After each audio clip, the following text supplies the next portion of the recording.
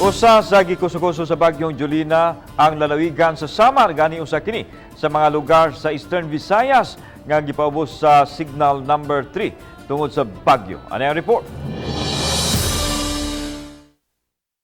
Sa pag-igo sa bagyo, daghan nga mga punuan sa kahoy ang nangatumba.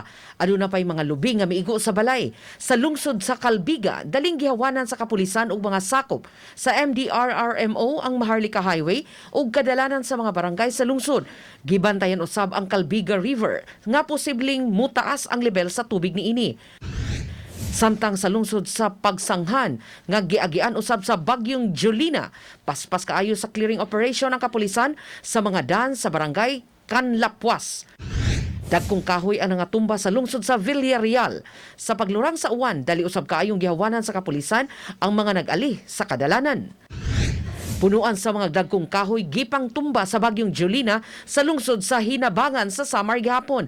Abtik usab kaayo nga nakapanglimpyo ang mga pulis sa maong lungsod gikan sa mga nakababag. Samtang sa lungsod sa Marabot usab, dili lang mga kahoy ang nangatumba, apil na mga saging. Dili lang sa maong mga munisipalidad ni agi ang bagyong Julina, gisudlay usab niya ang uban pang mga lugar sa probinsya sa Samar. Uban ni Clans Gabutin, Chelo Valiana, Balitang Bista.